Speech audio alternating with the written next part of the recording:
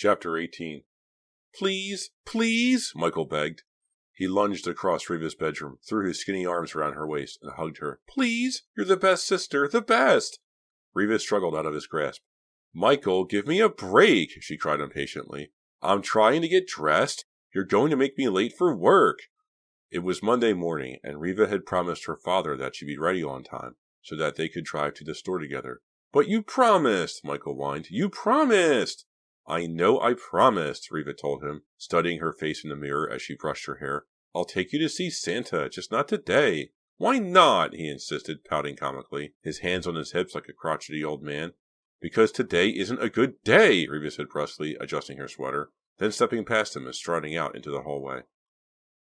I've made my list, her brother called, chasing after her.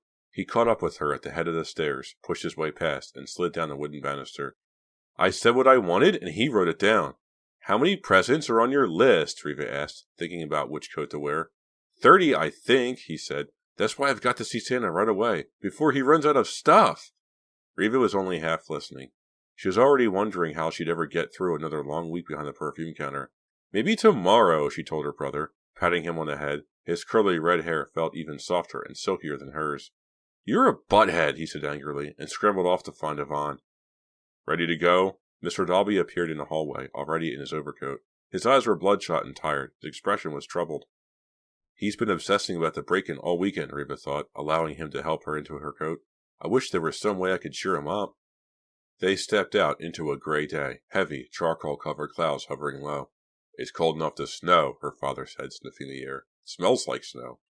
We haven't had a white Christmas since I was little, Riva said, climbing into the passenger seat of the BMW. Sure you won't need your car today? He asked, glancing at the silver Volvo in the garage.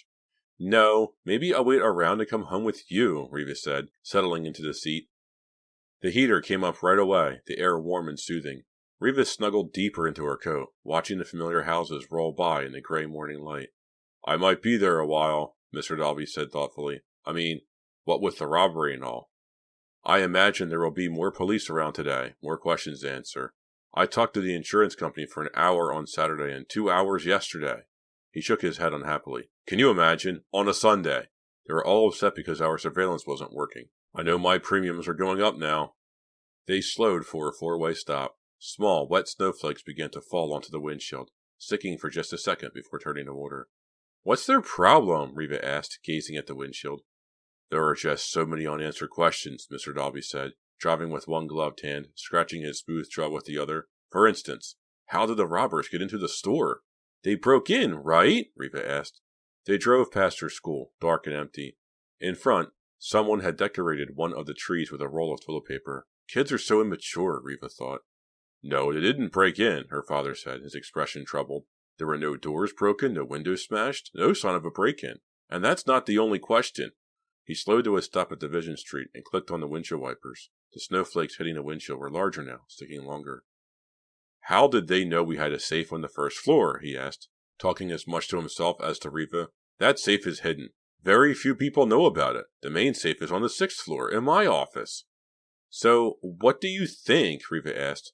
She hated to see her father so troubled, so upset.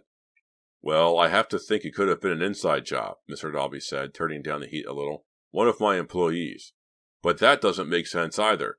If it was an employee, they wouldn't have killed the guard, would they? Ed Javers was a friendly, well-liked guy. If the robber was an employee, he most likely knew Ed, so I don't think he'd kill him. Strange, Riva said. They were nearly to the store. Javers was shot in the back, Mr. Dalby revealed, lowering his voice nearly to a whisper. That doesn't make sense either. How do you mean? Riva asked. Let's say Javers entered the electronics department and discovered the burglary taking place. Why would he turn his back on the burglars? Maybe he was running away from them, Riva thought. But she didn't say it out loud.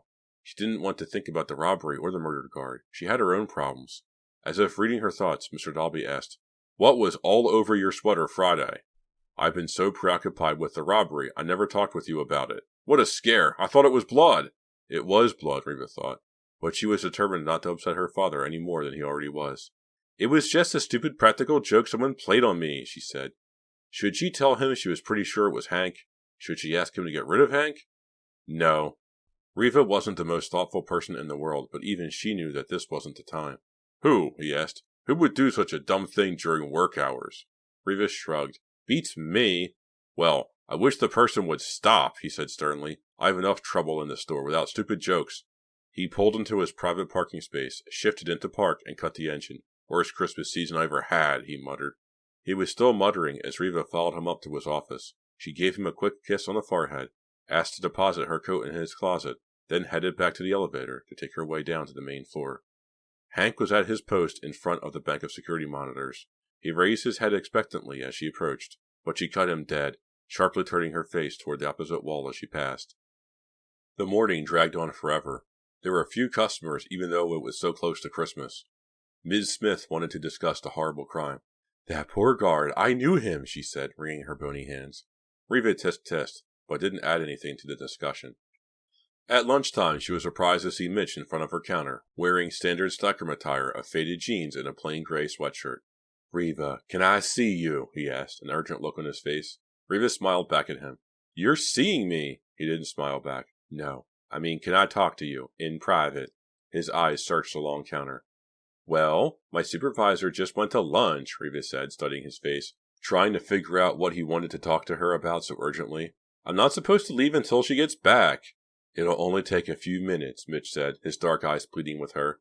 Okay, well, wait a sec. Reva asked the salesgirl at the counter across from hers, a redhead named Mindy, to watch her booth. The young woman was reluctant, but Reva took Mitch's arm and hurried off without giving her a choice. Mitch led her back to the electronics department. One aisle, the middle one, had been roped off by the police. Several police officers were in the department now, along with two photographers, who seemed to be taking flash pictures of every display and counter. The stockroom behind the electronics department was empty. Reva shivered as she followed Mitch to a low bench in the corner. It was at least 20 degrees colder in there than in the rest of the store. We keep the doors to the outside open, Mitch explained. It makes it easier to work if you're a little cold. Fascinating, Reva said sarcastically. She sat down on a low bench. Mitch dropped down beside her and immediately reached for her, pressing his face up close to kiss her. She let him kiss her for only a few seconds, then pulled her head away. Aren't you afraid Lisa might walk in and catch us again? She asked coyly. He shook his head, a grin spreading across his face, the dimples appearing in his cheeks. No, that's what I wanted to talk to you about, Reva. Well, Lisa broke up with me. He stared at her, expecting a big reaction, but Reva decided not to give him the satisfaction. Why'd she do that? She asked, playing innocent. Because of you, he blurted out. I mean, because of me and you? That was easy, Reva thought, enjoying her triumph over Lisa secretly. If only Mitch weren't such a wimp, she thought, I'd enjoy this even more. But the sight of him running after Lisa the other day, ready to beg Lisa to forgive him, had made Reva decide that Mitch wasn't worthy of her attention. That's too bad, she told Mitch, pouring on the sympathy in her voice. Huh? His face filled with surprise at her reaction. Well, Lisa was really mad. But I guess it's for the best, he said, recovering quickly. He put a hand on her shoulder. I mean, after last week, I thought, well... She stared at him as if she had no idea what he was talking about. Well, since I'm not going with Lisa anymore, he continued uncertainly, I thought maybe you and I could, maybe go to a movie or something Saturday night. Reva removed his hand from her shoulder and stood up. No, I don't think so, Mitch, she said coldly. You have another date? No, she said, her face hard and expressionless, not revealing how much she was enjoying herself. I just don't think so. She started to walk back to the selling floor, but he caught up with her and grabbed her arm. You don't want to go out with me. That's the general idea, she said flatly. She stared at him until he let go of her arm and took a step back, his face red, his dark eyes wide with anger. I don't get it, he said. That's right, she replied, and smiled for the first time. You can't do this to people, Reva, he screamed, starting to lose his temper. Looks like I just did, she told him smugly. You can't come on to somebody and, out of frustration and not being able to say what he wanted, he picked up the wooden bench he'd been sitting on and heaved it against the wall. Very impressive, Reva cracked. Ignoring his angry curses, she ambled slowly and deliberately away from the stockroom without a glance back. What a baby, she thought scornfully. What on earth did I ever see in him? When she got back to the perfume counter, Minnie was on the phone. It's for you, she told Reva after pushing the hold button. Your cousin Pam? Reva waved her hand, refusing to take the receiver. Tell her I'm not in today, she said. Tell her you haven't seen me. Minnie hesitated for a moment, gave Reva a curious look, then spoke into the phone, giving Pam the message. I don't feel like having a boring lunch with Pam today, Reva thought, glancing at the big clock on the far wall, next to the Christmas tree. Pam is such a downer. She'll just want to complain about her life. She's always making me feel guilty for having more than she does. Well, I'm just not in the mood to feel guilty today. Not about Mitch and Lisa. Not about Pam. Mindy was off the phone now and hurrying across the aisle to her counter. That package? It came for you, she called back to Reva, pointing. Reva turned to see an enormous brown carton behind her in the cash register alcove. The carton was nearly as tall as she was. It wasn't gift-wrapped, but it did have a wide red ribbon tied around it with a large bow on top. Oh no, Reva thought dispiritedly. Another stupid practical joke. Who was doing this to her? What kind of dumb, obnoxious gag was it this time? Shaking her head, she found a pair of scissors in the supply drawer beneath the register, cut open the carton, pulled back the lid, and peered inside. It took her a second to realize that she was staring at a stiff, folded-up human corpse. Then, still gripping the carton lid tightly with both hands, she started to scream. Chapter 19. Reva was still screaming when Ms. Smith appeared. She and Mindy pulled Reva away from the carton and peered inside. It's a mannequin, Mindy shouted. Reva didn't seem to hear her. It's a mannequin, only a mannequin, Ms. Smith repeated, taking Reva firmly by the shoulders. It sure looks real, Mindy said, shaking her head. Reva, trembling all over, watched in silence as Mindy tilted the carton onto its side and pulled out the lifelike mannequin. Who sent this? Ms. Smith snapped angrily, staring at Reva as if accusing her. Reva was still too overcome to speak. The mannequin stared up at Reva with wide, pale blue eyes, a wry smile painted on his face. It looks as if it's laughing at me, Reva thought. Everyone is laughing at me. I've made a complete fool of myself. But it looks so real, so dead. Look, there's a gift card, Mindy exclaimed. She pulled a small white card off the mannequin's wrist. Ms. Smith grabbed it out of Mindy's hand and tore open the envelope. She read it silently to herself, then held it up to Reva. In scrawled block letters were the words, Happy Holidays from a Friend. What's going on here? Reva wondered, staring at the card. This isn't funny. This isn't funny at all. When she raised her head, she noticed a blur of faces. The perfume counter was surrounded by a huge crowd of people, their expressions troubled, curious. All of them were staring at her. Who sent this? Ms. Smith asked, her voice shrill and accusing. Is this some kind of joke? What an awful joke, Mindy said with disgust. The mannequin continued to stare up at Reva, the wry smile frozen on his pretty painted face. The store suddenly got much noisier, the voices around her rising in a wave, as if the volume had been turned up. The circle of onlookers seemed to close in. The ceiling came crashing down. The floor rose up to meet it. No, please! Reva had to get away from the crowd, from their eyes, their chattering voices, away from the cold, staring body. Straight-arming Mindy, she pushed out of the alcove and kept running. Reva! Reva! She could hear Ms. Smith's shrill, alarmed voice behind her.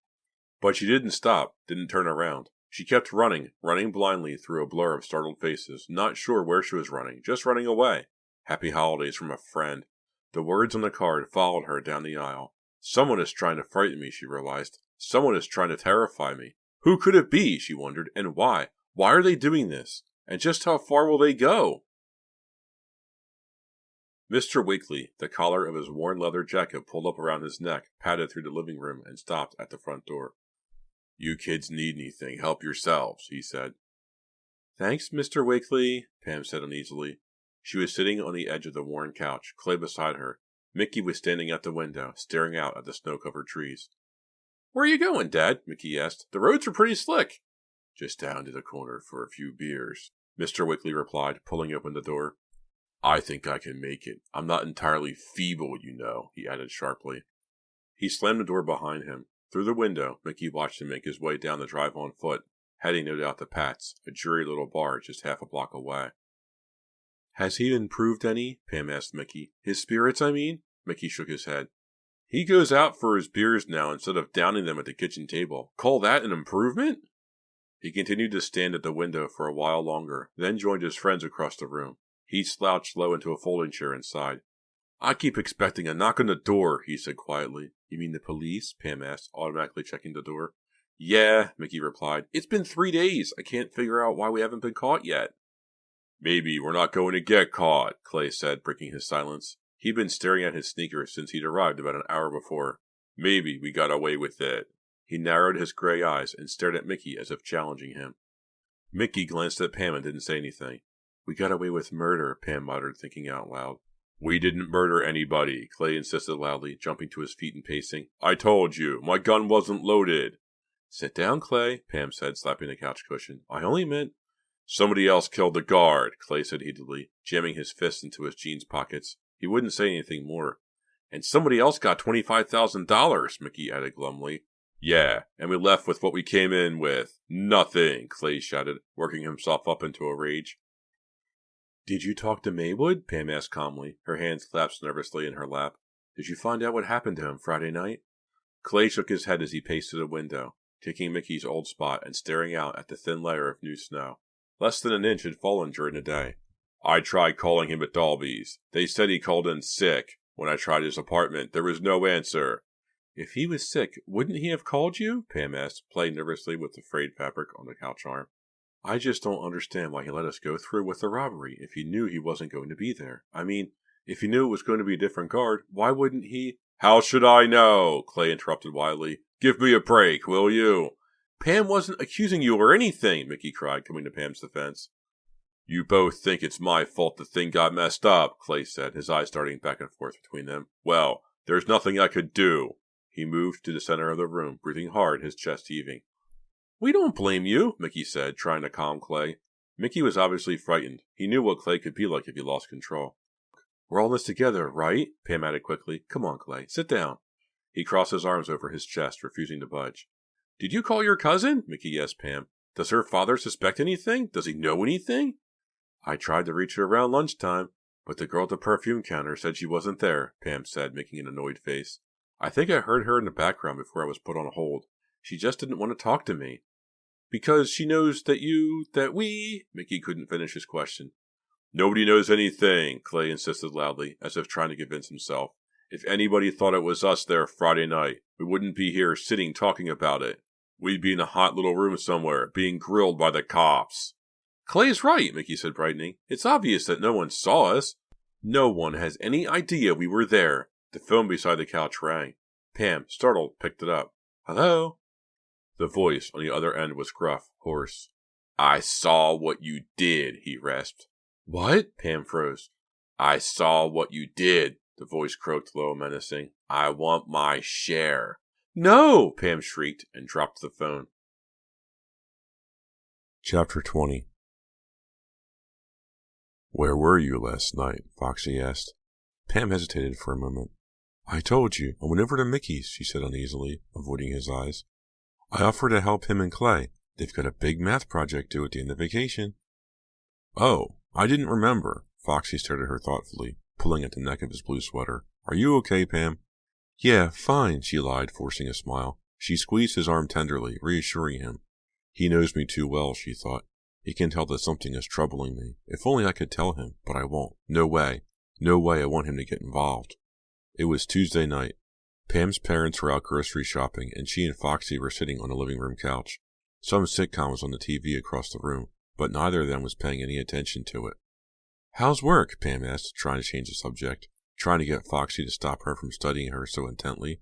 He shrugged. Not bad. It has its enjoyable moments, he said. How come you've been hanging out with Clay and Mickey so much? She smiled at him, trying to cover up her uneasiness. Foxy, you're not the jealous type, are you? She asked, taking his big hand between hers. Maybe, he replied, returning her smile. It's just that you've been so busy, she told him, trying not to sound defensive.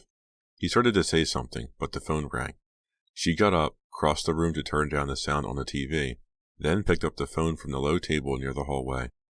She recognized the gruff voice immediately. I want my share, he whispered in her ear. He knows where I live, Pam thought. He knows who I am. She glanced across the room at Foxy, who was watching her, who must have seen the horror on her face. I want $10,000, or I'm telling the police, the voice rasped. What do you mean? Pam asked, her voice trembling. She turned toward the wall, hoping Foxy wouldn't hear. I saw you, the voice said. I saw you kill the guard. I saw everything. No, we didn't, Pam shrieked. We didn't do it. Across the room, Foxy jumped to his feet. The caller ignored Pam's outburst. I want $10,000 to keep quiet, he rasped. I'll be coming for it soon. But we don't have any money, Pam cried. She was talking to a dead phone line. He had already clicked off. Pam. She was startled to discover that Foxy was standing right beside her. Pam, what is it? Who was that? Oh, Foxy, she cried and fell into his arms. He hugged her close. What? What? Tell me, he insisted. I'm so scared, she confessed, her head against his chest. So scared. Who was that? He repeated. What's happening, Pam? She had to tell him. She was too frightened to hold it in any longer. He led her back to the couch, and they sat down. He held her arms tightly. Foxy, you're not going to like this, she began, and then told him the whole story. She started with the night at Mickey's when Clay revealed his plan for robbing Dalby's. With a trembling voice, she told him about the robbery, how it went wrong, how the guard was shot, how they fled and just narrowly escaped before the police arrived. Even though they were alone in the house, she whispered, leaning in close to him. All the time she talked, she studied his face for the disapproval she knew would be there. But Foxy's face revealed only concern mixed with disbelief. He listened to the whole story in silence. Then, when she finished telling him about the raspy voice demanding $10,000, he let go of her. His expression changed. His dark eyebrows lowered over his dark eyes. Pam, he said, I'm so sorry. She had managed to hold herself together till then, but now her shoulders heaved and she began to sob. Foxy reached out to comfort her, but she pushed him away. She wanted to cry. She wanted to sob and scream and kick. She'd been holding in for too long, much too long. But to Pam's surprise, the feeling passed quickly. She dried her cheeks with her hands. She smiled guiltily at Foxy and apologized. I didn't want you to know any of this, she admitted. I wasn't going to tell you. I'm not surprised about Clay, Foxy said thoughtfully, but you and Mickey. I just got so tired of being poor, Pam cried, and so jealous of Reva, I guess. I don't know, Foxy. I mean, I have no excuse. I was stupid. I went along with it. She stood up suddenly, gripped by one thought. What am I going to do now? This creep who just called, he knows where I live. He's very frightening, Foxy. You have to go to the police. Tell them everything. Just what you told me, Foxy said. No, I can't, she shouted. Don't you see? The police won't believe us. I'm amazed that you do. But Pam... No, she cut him off firmly. We can't tell the police that we were there, but didn't kill the guard or take the money. They wouldn't believe us in a million years. Besides, Clay would never agree to go to the police. Foxy got up off the couch and grabbed Pam's hand. Let's go see Clay, he said. A few minutes later, they were in her mother's car, driving toward Mickey's house, where Clay and Mickey were hanging out as usual. Earlier in the day, the snow had started to melt. Then the temperature dropped again, and the roads froze over. Foxy gripped the passenger door handle tightly as the car slipped across the ice. Can't you drive a little slower? He asked nervously. I'm only going 15, Pam told him, and I'm still sliding all over. It's really treacherous. Maybe we should turn around and go back. No, he insisted. We're almost there. We've got to talk to Clay and Mickey and figure out what you're going to do about this blackmailer. You're being very understanding about this whole thing, Pam said, pulling out of a skid.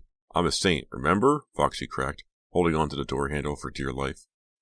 They slid most of the way to Mickey's house, where Pam parked by the curb. To walk up to the front door, they had to lean into the frigid north wind. Mickey was surprised when he saw Foxy. Hi, how's it going? He asked Foxy, staring at Pam. He knows, Pam told Mickey. I told him all about it. Let us in. It's freezing out here, Foxy cried. Isn't much warmer in here, Mickey said, shaking his head. I don't think Dad paid the heating bill. They stepped into the small living room. Yo, join the party, Clay said glumly. Clay, I got another phone call, Pam said anxiously, the words spilling out of her. The same guy with the croaky voice? He says he wants $10,000. He says he saw us in the store. He says he's coming for his $10,000 real soon. Clay didn't react at first, just stared intently at the window. Then he looked up at Pam and in a low, calm voice said, Whoever he is, I'll kill him. The quiet way Clay said that frightened Pam as much as anything that had happened. It was something people said all the time. I'll kill him. I swear I'll kill him. It was something said in anger, an empty expression. People never really meant it. With Clay, it was different. Clay didn't say things he didn't mean. It was one of the scary things about him. Clay, you're kidding, right? Pam said, more of a plea than a question. Please, promise me you're kidding.